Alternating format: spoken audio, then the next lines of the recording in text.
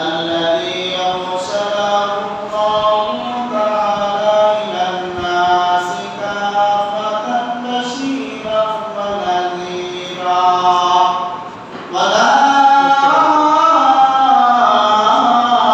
وداعيا إلى الله بإذنه وسراجا وقمرا منيرا أما بعد فأعوذ بالله من الشيطان الرجيم بسم الله الرحمن الرحيم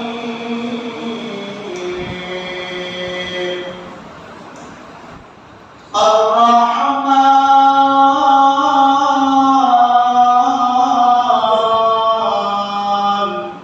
علم القرآن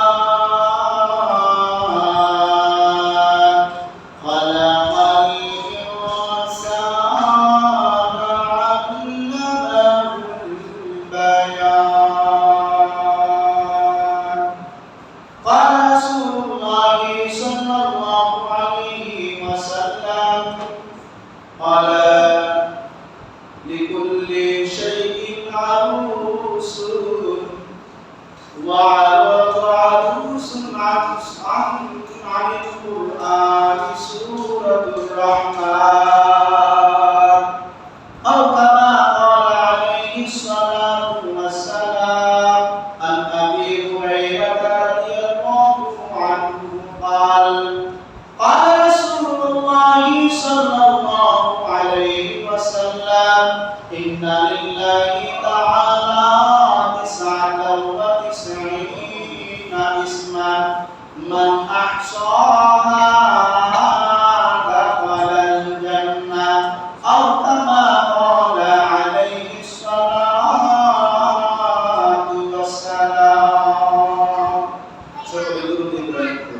اللهم صل على محمد وعلى آل محمد كما صليت على إبراهيم وعلى آل إبراهيم إنك حميد مجيد اللهم بارك على محمد وعلى آل محمد كما باركت على إبراهيم وعلى آل إبراهيم إنك حميد مجيد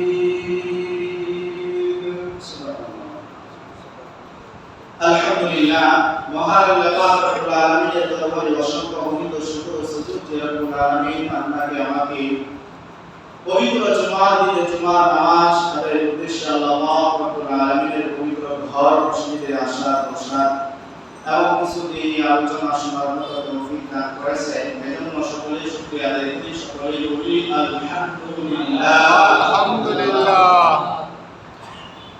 আমি আপনাদের সম্মুখে কালামে পাকের মধ্য হতে সূরাতুর রহমান থেকে চারটি আয়াত কারিমা তেলাওয়াত করেছি আল্লাহ রাসূল সাল্লাল্লাহু আলাইহি ওয়াসাল্লামের অসংখ্য হাদিসের মধ্য হতে দুটি হাদিস আপনাদের সম্মুখে পাঠ করেছি আল্লাহ যেহেতু আয়াত এবং হাদিসকে সামনে নিয়ে সংক্ষিপ্ত আকারে সংক্ষিপ্ত সময়ে কিছু কথা বলার চেষ্টা করিব আল্লাহ তাআলা যেন আমাদের প্রত্যেককে কথাগুলো আমলের নিয়তে শোনার মতো তৌফিক দান করেন সকলে বলি আমিন আমিন মহান আল্লাহ রাব্বুল আলামিন পবিত্র কালামে পাকের মধ্যে 114টি সূরা নাযিল করেছেন 114টি সূরার মধ্যে 500 আয়াত আছে হুকুম আহকাম সম্পর্কে আর বাকি যত আংশিক আলোচনা আছে আয়াত আছে বেশিরভাগই হলো বিভিন্ন ঘটনা কিসাস বিভিন্ন ঘটনা এগুলো আল্লাহ তাআলা আপনার আমার জন্য করেছেন নসিহত শুরু বলেন সুবহানাল্লাহ আল্লাহ তাআলা আপনার আমার কল্যাণ চাই বিদায় এই কোরআনটা আমাদেরকে আল্লাহ দিয়েছে আল্লাহ আমাদের কল্যাণ চান না, আমাদের ভালো চান না। আল্লাহ ভালো চান বিধায় আমাদেরকে দিয়েছেন কি আল কোরআন। কারণ এই কোরআন হলো মুমিনের জন্য, জ্ঞানবান ব্যক্তিদের জন্য, জ্ঞানীদের জন্য শিক্ষা। বলেন সুবহানাল্লাহ। এই কোরআন থেকে শিক্ষা গ্রহণ করা। অতীতে অনেক ঘটনা, এমন বিরল ঘটনা ঘটেছিল যেগুলো আপনি আর আমি শুনলে আল্লাহর যে হাইসিয়ত, আল্লাহর যে ক্ষমতা, আল্লাহর যে বরকত, এগুলো আমরা উদাহরণ করতে পারি। এগুলো থেকে শিক্ষা নেওয়া, শিক্ষা গ্রহণ করা সবার উপরে দায়িত্ব। তো সূরাতুর রহমানের মধ্যে আল্লাহ তাআলা আল্লাহর যে নিয়ামত আপনার আমার প্রতি আল্লাহ অবতীর্ণ করেছেন পৃথিবীতে, এবং আখিরাতে আমাদের জন্য যত নিয়ামত রেখেছেন, সমস্ত নিয়ামতের আলোচনা আল্লাহ তাআলা সূরাতুর রহমানের মধ্যে করেছেন। বলেন সুবহানাল্লাহ। এটা হলো নিয়ামতের সূরা। এই সূরার আগের সূরার নাম হলো সূরাতুল কমার। ওই সূরার মধ্যে আল্লাহ তাআলা আল্লাহর প্রতি বান্দার ভয় ভীতি, আল্লাহর প্রতি যেন বান্দার ভয় ভীতি তৈরি হয়, এজন্য আল্লাহ তাআলা ওই সূরাতুল কমারের মধ্যে ভয়ের আলোচনা আছে। আগের সূরায় শুধু ভয়, ভয়, আল্লাহর ভয়, এই আলোচনাগুলো আল্লাহ সূরাতুল কমারে করেছেন। পরের সূরায় আল্লাহ তাআলা যে আপনার আমার প্রতি অনুগ্রহ করেছেন, দয়া করেছেন, বিভিন্ন নিয়ামত আমাদেরকে দিচ্ছেন, দান করেছেন, এই নিয়ামতের কথা আল্লাহ তাআলা বলেছেন। আগের সূরা আর পরের সূরা সাথে কোনো মিল নাই, দুইটা আকাশ পাতালের ব্যাপার। আগের সূরায় ভয় নিয়ে আলোচনা আছে, আর দ্বিতীয় সূরায় আল্লাহ তাআলার অনুগ্রহ, দয়া নিয়ে আলোচনা করেছেন। এই দুইটা সূরা একসাথে নাযিল করলেন কেন, কি জন্য দিলেন? আল্লাহ তাআলা এই দুইটা সূরার মাধ্যমে বান্দার ঈমানকে আল্লাহ পরিশুদ্ধ এবং পাকাপোক্তা করতে চান। বলেন সুবহানাল্লাহ। আপনার আমার ঈমানকে আল্লাহ তাআলা আরো বিশুদ্ধ করতে চান, আরো খাঁটি করতে চান, ঈমান যেন আপনার আমার বৃদ্ধি পায়। এই জন্য আল্লাহ তাআলা সূরাতুল কমার এবং সূরাতুর রহমান নাযিল করেছেন। আল্লাহ বলেন এই দুটি সূরার মাধ্যমে আমি আমার বান্দাদের ঈমানকে আরো সতেজ করব, তাজা করব। বলেন সুবহানাল্লাহ। কারণ আল্লাহর প্রতি ভয় যখন আপনার ভিতরে আসবে, আল্লাহর আযাব গজবের ভয় যখন আপনার ভিতরে ঢুকবে, তখন আল্লাহর প্রতি আপনার দৃঢ় বিশ্বাস থেকে দিন দিন বৃদ্ধি পেতে থাকবে। বলেন সুবহানাল্লাহ। দ্বিতীয় নাম্বার সূরা সূরাতুর রহমান। এই সূরাটি হলো মদিনায় নাযিল হয়েছে। এই সূরাটি নাযিল করে আল্লাহ তাআলা গোটা পৃথিবীর সমস্ত মানুষকে জানিয়ে দিচ্ছেন, আমি আল্লাহ তোমাদের জন্য কি কি নিয়ামত দিয়েছি, কি কি নিয়ামত দান করেছি। সমস্ত নিয়ামতের বর্ণনা আল্লাহ তাআলা সূরা রহমানের মধ্যে করেছেন। এই আলোচনাগুলো শুনে শ্রবণ করে আমার যে বান্দা মনোযোগ সহকারে সূরা রহমানের অর্থগুলো ধারণ করবে, আল্লাহর নিয়ামতের কথাগুলো যখন তার ভিতরে ঢুকাবে, আল্লাহ বলেন ওই বান্দার ঈমান আমার প্রতি আরো বহু গুণে বৃদ্ধি পাবে। বলেন সুবহানাল্লাহ। তাহলে ঈমান এমন জিনিস, এটা বাড়ে এবং কমে, বাড়ে এবং কমে। বাড়ে কমে মানে ঈমানটা কারো বৃদ্ধি পায়, মানে শক্তিশালী হয়, সতেজ হয়। আর কমার অর্থ হলো ঈমানটা দুর্বল হয়ে যায়। ঈমানটা কি হয়ে যায়? দুর্বল হয়ে যায়। একজন আল্লাহর বান্দা যে প্রতিদিন মসজিদে এসে 5 ওয়াক্ত নামাজ জামাতের সাথে আদায় করে, ওই বান্দার ঈমান। আর যে বান্দা প্রতিদিনের মতো হতে এক বেলা মসজিদের নামাজে এসে হাজির হয় না, ওই বান্দার ঈমান, দুইজনের ঈমানের মধ্যে ব্যবধান আছে না নাই? আছে। যিনি 5 ওয়াক্ত নামাজ পড়ার জন্য মসজিদে আসছে, তার ঈমানটা পাকাপোক্তা, তার ঈমানটা শক্তিশালী, এজন্য সে মসজিদে আসে ঈমানের তাগিদে। আর যে বান্দা 5 ওয়াক্ত নামাজের 5 ওয়াক্ত নামাজে মসজিদে এসে জামাতের সাথে নামাজ আদায় করতে চায় না, মন চায় না, তার ঈমানটা পাঁচ ওয়াক্ত নামাজ পড়তে ওয়ালা মুসল্লির তুলনায় তার চেয়ে কম, ঠিক না? কম। যদি ঈমান তার বেশি থাকতো অবশ্যই উনি যেভাবে নামাজে আসতেছেন তার সাথী ভাই যে নামাজে আসতেছে না সে নামাজে। সাহাবায়ে কেরামের ঈমান আর আমাদের ঈমান আকাশ পাতালের ব্যবধান, ঠিক না? সাহাবায়ে কেরাম ঈমানের তাগিদে পরিবার ছেড়ে দিয়েছেন, জিহাদের ময়দানে চলে গিয়েছেন, জিহাদ করেছেন, জিহাদ করতে করতে আল্লাহর রাস্তায় শহীদ শাহাদাতের সুধা পান করেছেন। কিন্তু আপনার আমার ঈমান জিহাদে দিকে দূরের কথা মসজিদে পর্যন্ত আনে না, ঠিক না? তাইলে সাহাবায়ে কেরামের ঈমানের সাথে আমাদের ঈমানের কোনো তুলনা আছে?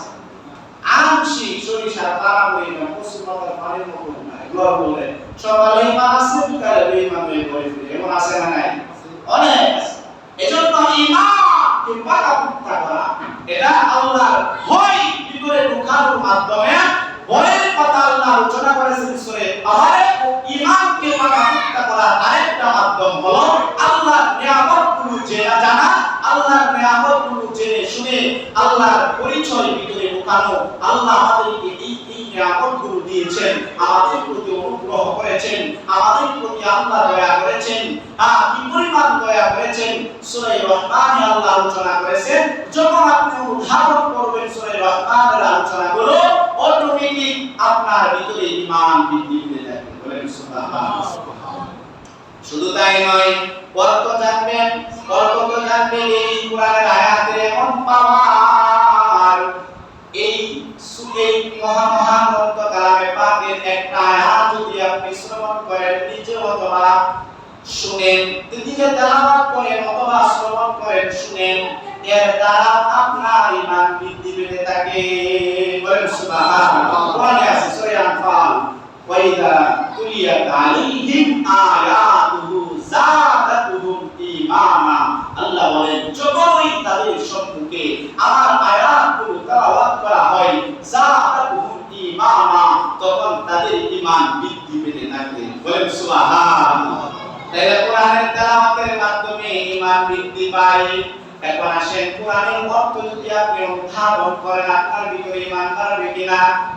অবশ্যই বাড়বে। তো এই দুটি সূরা একটা আরেকটার সাথে কোনো মিল নাই। আগেরটা আল্লাহ আলোচনা করেছেন ভয় নিয়ে, দ্বিতীয়টা আলোচনা করেছেন আল্লাহ অনুগ্রহ নিয়ামতের কথা নিয়ে। তাহলে দুইটা বিপরীত সূরা, বিপরীতমুখী সূরা কেন নাযিল করলেন আল্লাহ একসাথে? এজন্য যাতে এই দুইটি সূরার মাধ্যমে আমার বান্দা এবং বান্দীদের ঈমান দিন দিন বাড়তে থাকে, বৃদ্ধি পেতে থাকে। বলেন সুবহানাল্লাহ। তাহলে ভয়, একটা হলো ভয় আল্লাহর প্রতি, আরেকটা হলো আল্লাহর অনুগ্রহের আশা করা, আল্লাহর দয়ার আশা করা। দুইটা জিনিসের মধ্যে ব্যবধান। আল্লাহ তাআলার দয়া আছে, আমার আল্লাহ তাআলার রাগও আছে। কি আছে? দয়া আছে, আমার রাগও আছে। আরশে আজিমের মধ্যে লেখা আছে সামাদাত রাহমাতি ওয়া গাদাব। আল্লাহ তাআলার রাগের তুলনায় রহমতের পাওয়ার বহু গুণে বেশি। বলেন সুবহানাল্লাহ। আল্লাহর রাগ আছে, ওই রাগটা রহমতের তুলনায় অনেক ছোট, কিন্তু রাগের তুলনায় দয়াটা অনেক বেশি। এজন্যই তো আপনি আর আমি দুনিয়াতে চলাফেরা করতে পারতেছি। আল্লাহর যদি এই দয়া রহমত না থাকতো, এই পৃথিবীতে যারা বেঈমান আছে, কাফের আছে, এরা কি বসবাস করতে পারতো? কোনো সুযোগ নাই। তাদেরকে ধ্বংস করে দেওয়া হতো।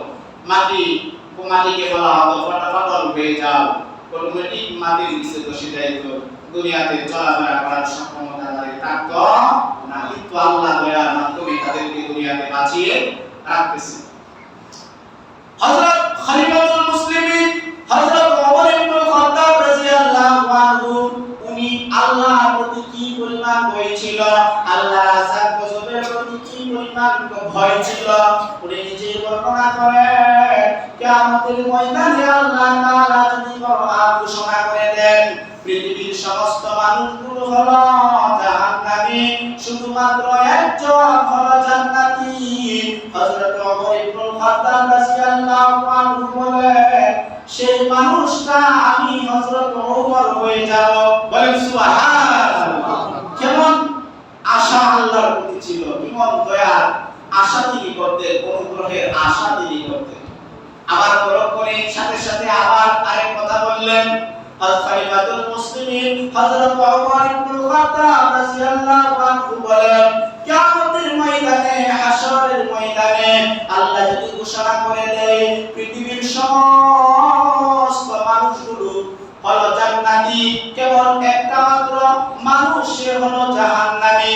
হযরত ওমর ইবনে খাত্তাব রাদিয়াল্লাহু আনহু বলেন, আমি ওমর, আমার ধারণা সারা দুনিয়ার সবাই জান্নাতি, একটা লোক যে জাহান্নামী হবে সেই লোকটা না জানি আমি ওমর হয়ে যাই। এমন কথা উনি বলেছেন। কেন জানেন? আল্লাহর প্রতি উনার, আল্লাহর প্রতি তার যে ভয়, আযাবের ভয়, গজবের ভয় ওই পরিমাণে ছিল। এজন্য তিনি এই কথা বলেছেন। তাহলে এই সূরা আর পরের সূরা, দুই সূরার মধ্যে সামঞ্জস্যতা নাই যদিও, কিন্তু দুটোটা সূরা মুমিন বান্দার ঈমান বৃদ্ধির কারণ। বলেন সুবহানাল্লাহ। এরপরে আল্লাহ তাআলা সূরা রহমান, এটা হলো মহাগ্রন্থ আল কুরআন কালামে পাকের 114 সূরার মধ্যে হতে একটি সূরা। এই সূরাটি আল্লাহ তাআলা নাযিল করলেন কেন? শানে নুজুল কারণ কি? এর কারণ হলো মুফাসসিরিন কেরাম বলেন, কারণ শুধু আল্লাহ তাআলার যে বিধিবিধান ছিল, আনিত যত বিধিবিধান ছিল সমস্ত বিধিবিধানগুলো মানুষের মধ্যে প্রচার করার জন্য হযরত রাসূল করিম সাল্লাল্লাহু আলাইহি ওয়াসাল্লাম মক্কার পৃথিবীতে ঘুরে মানুষদেরকে দাওয়াত দিতেন। ইয়া আইয়ুহান নাস কুলু লা ইলাহা ইল্লাল্লাহু তুফলিহুন। ও পৃথিবীর মানুষেরা, তোমরা এই কথা বলো, লা ইলাহা ইল্লাল্লাহ, আল্লাহ ছাড়া কোনো মাবুদ নাই, আল্লাহ ছাড়া কোনো ইলাহ নাই, আল্লাহ ছাড়া কোনো প্রভু নাই। এই কথা যদি তোমরা শান্তি দাও, সাক্ষ্য প্রদান করো, তাহলে তোমরা সফলতা পেয়ে যাবে, সফল কাম হয়ে যাবে। বলেন সুবহানাল্লাহ। কথা একটা, ইয়া আইয়ুহান নাস কুলু লা ইলাহা ইল্লাল্লাহ, বলো আল্লাহ ছাড়া কোনো মাবুদ নাই। এই কথার সাক্ষ্য যদি তোমরা প্রদান করো, তাহলে তোমরা সফলতা পেয়ে যাবে। বলেন সুবহানাল্লাহ। এইভাবে যখন মানুষদেরকে দাওয়াত দিতেন মক্কার মুশরিকদের, বেঈমানদেরকে, বেদিনদেরকে, তখন মক্কার বেঈমান বেদিনেরা তারা জানতে পারলো মুহাম্মদের একজন ইলাহ আছে, তার নাম হলো আল্লাহ। তার নাম কি? কোরআনে আছে, আল্লাহ বলেছেন, লা তা'বুদুনা ইল্লাল্লাহ, তোমরা আল্লাহ ছাড়া অন্য কারো ইবাদত উপাসনা করিও না। কোথায় আছে? কোরআনে আছে। আল্লাহ তাআলা স্বয়ং নিজে আয়াত নাযিল করে গোটা পৃথিবীর সমস্ত মানুষদেরকে জানিয়ে দিচ্ছেন, লা তা'বুদুনা, তোমরা ইবাদত করিও না, ইল্লাল্লাহ, একমাত্র আল্লাহ ছাড়া। আল্লাহ ছাড়া অন্য কারো ইবাদত করা যাবে না। এখন মক্কার বেঈমানরা, বেদিনেরা, মুশরিকেরা সবাই জানে মুহাম্মদের প্রভুর নাম হলো আল্লাহ। বলেন সুবহানাল্লাহ। হঠাৎ করে জিবরাইল আমিন একদিন সূরাতুল ফুরকানের একটি আয়াত নাযিল করলেন, নিয়ে আসলেন। ও সেখানে বলা হয়েছে, ওয়াইদা কিলা লাহুম উসজুদু লিররহমান, ওয়াইদা কিলা লাহুম উসজুদু লিররহমান, তাদেরকে বলুন তারা যেন রহমানকে সিজদা করে। বলেন সুবহানাল্লাহ। এখন এই আয়াত যখন নাযিল হলো, মক্কার বেঈমানেরা, বেদিনেরা, কাফেরেরা এরা তো জানে যে মুহাম্মদের প্রভুর নাম হলো আল্লাহ। হঠাৎ করে যখন এই আয়াত নাযিল হলো যে তাদেরকে আপনি বলে দেন তারা যেন রহমানকে সিজদা করে, তখন মক্কার বেঈমানেরা বেদিনেরা এই প্রশ্নের উত্তরে মুহাম্মদ সাল্লাল্লাহু আলাইহি ওয়াসাল্লামকে বলে ক্বালু ওয়া মান রহমান, মক্কার বেঈমানেরা বলল রহমান আর কে, রহমান আর কে না। এতদিন তো তুমি আমাদেরকে দাওয়াত দিতা আল্লাহ, তোমার ইলার নাম হলো আল্লাহ, এটা আমরা বুঝলাম শিখলাম জানি, কিন্তু রহমান আবার নতুন করে তুমি আরেক নাম ব্যবহার করতেছো, এই রহমান কি? তখন ওই আল্লাহ তাআলা জিবরাইল আমিনকে বললেন, যাও জিবরাইল যাও, আমার বন্ধুকে আমার হাত ধরে নিয়া আমি যে রহমান, রহমানের পরিচয় দিয়ে আসো। বলেন সুবহানাল্লাহ।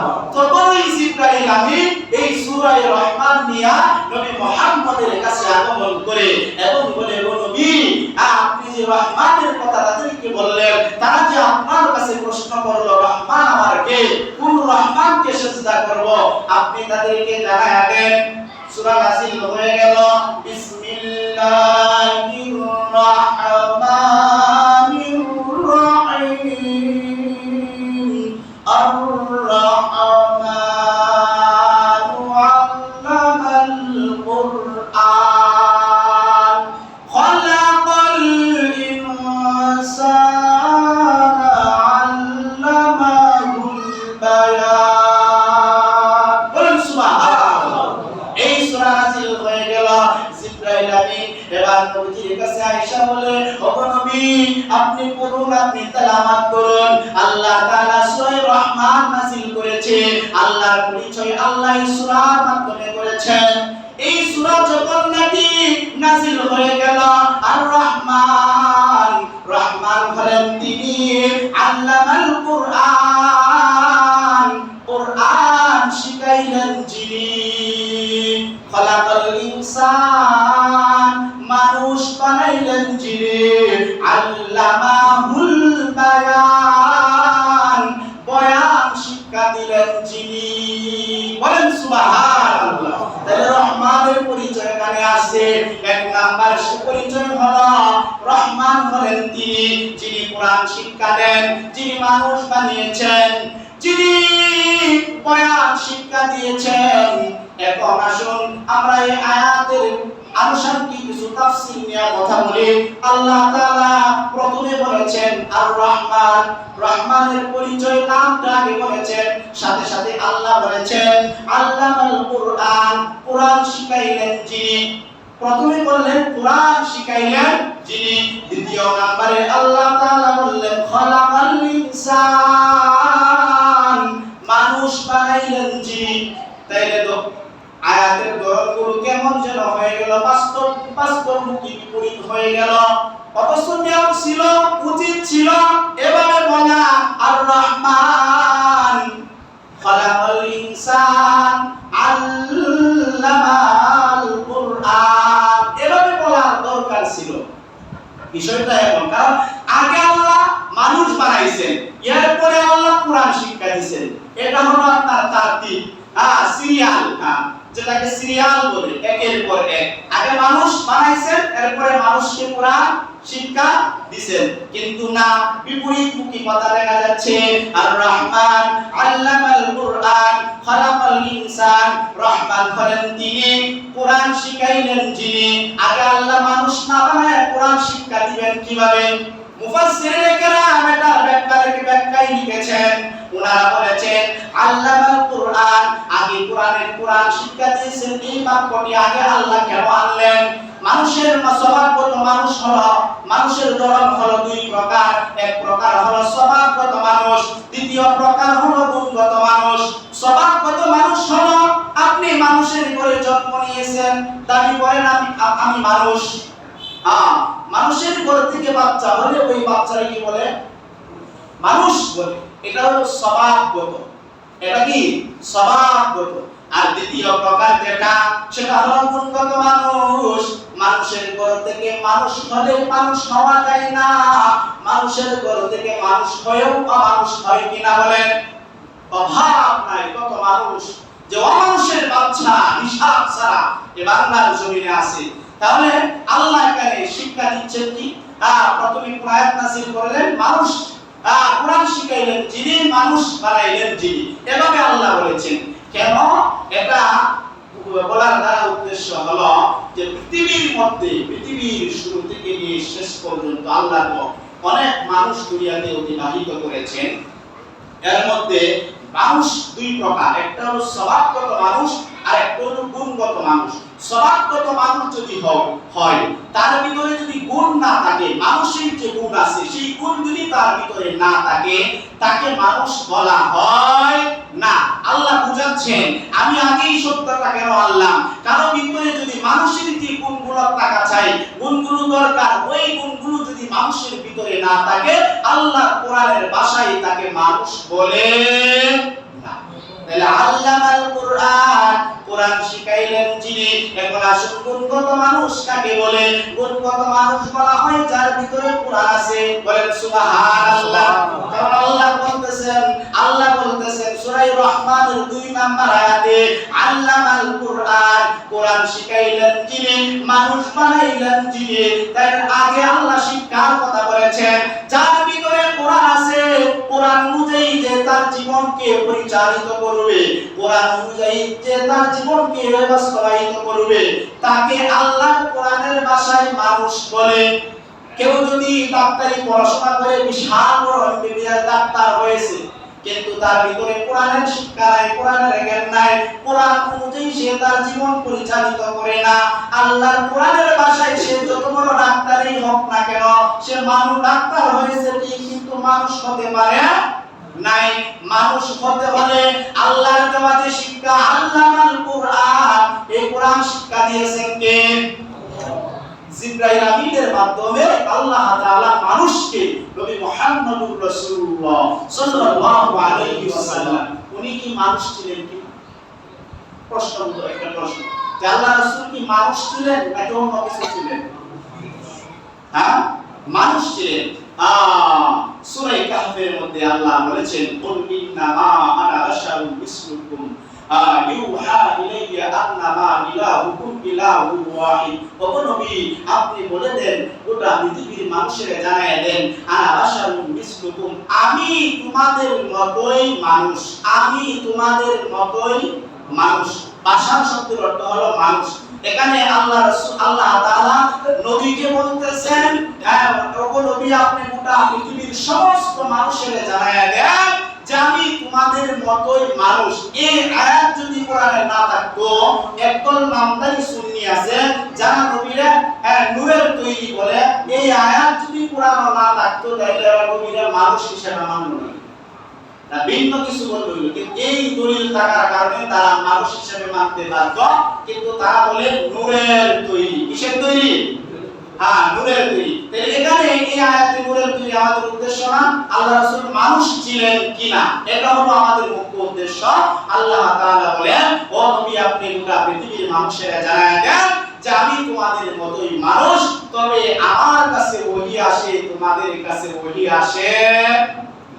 তাহলে মানুষের মধ্যে তারতম্য আছে না নাই? শ্রেষ্ঠত্ব আছে না নাই? তবকা, উচ্চ তবকা, নিচু তবকা আছে না নাই? মনে করেন টাকা, 2 টাকার নোট এটাও টাকা, আবার 1000 এর নোট এটাও টাকা। এখন বলেন 2 টাকা আর 1000 এর নোট কি সমান না ব্যবধান আছে? কেমন আছে?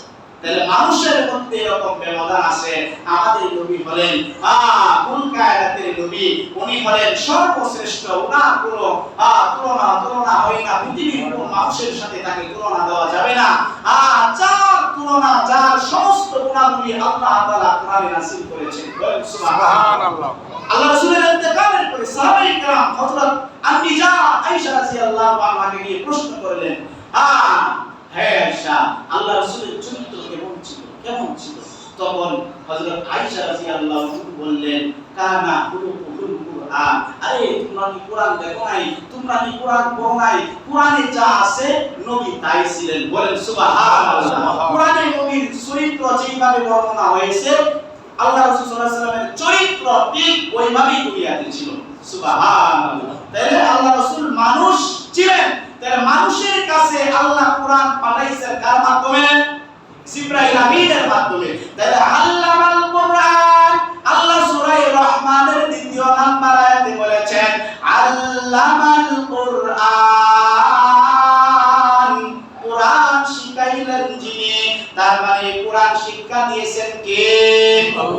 আল্লাহ কার মাধ্যমে? জিবরাইল আমিনের মাধ্যমে। কাকে শিক্ষা দিয়েছেন? মানুষকে না ফেরেশতাকে?